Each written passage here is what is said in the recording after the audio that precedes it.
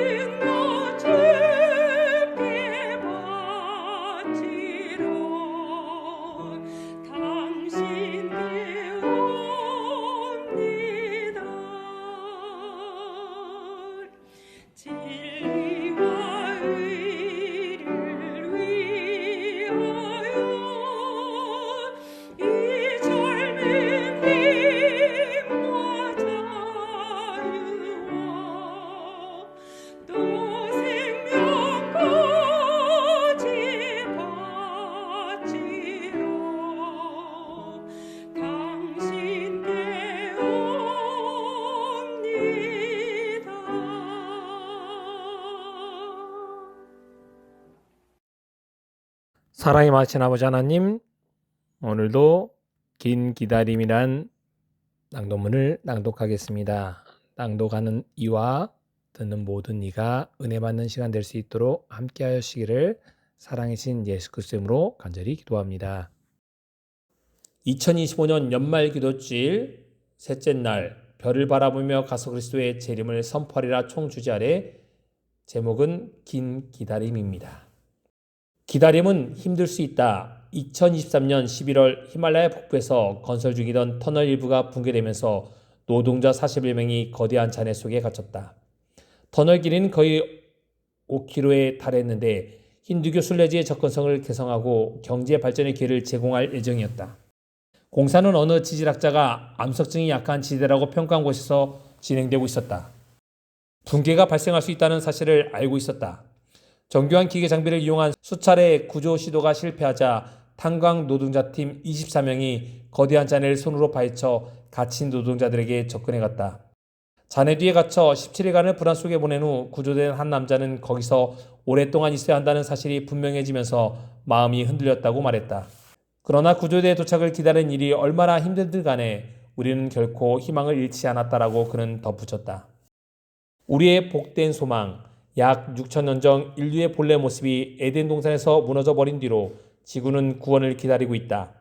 피조물이 다 이제까지 함께 탄식하며 함께 고통을 겪고 있다. 로마서 8장 22절 말씀. 전 세계에서 사람들은 인간이 해결할 수 없는 문제들과 씨름하고 있다.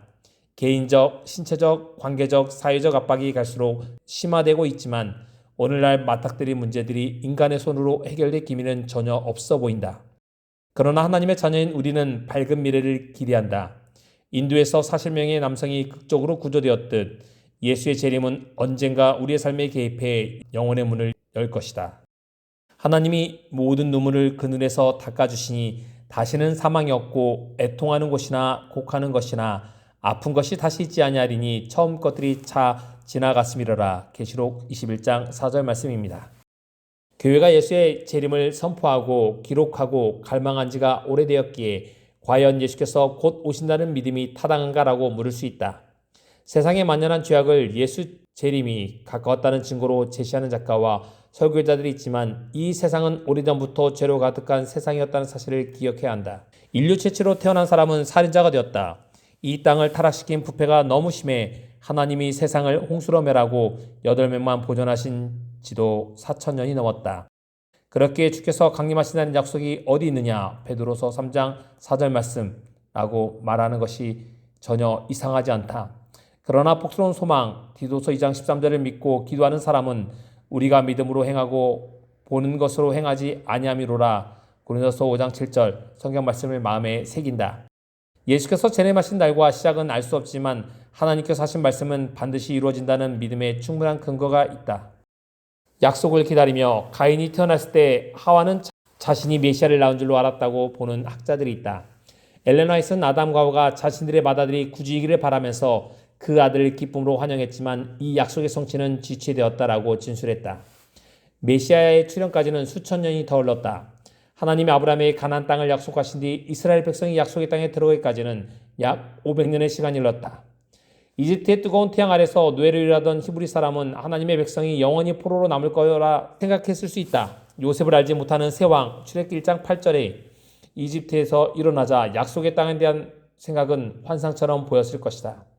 그러나 일련의 극적인 기적들, 이집트 장자들의 죽음, 불과 기름기 등의 인도, 홍해의 기적으로 하나님의 백성은 노예에서 해방되었다. 오랜 기다림 끝에 하나님의 백성은 갑자기 자유를 얻었다.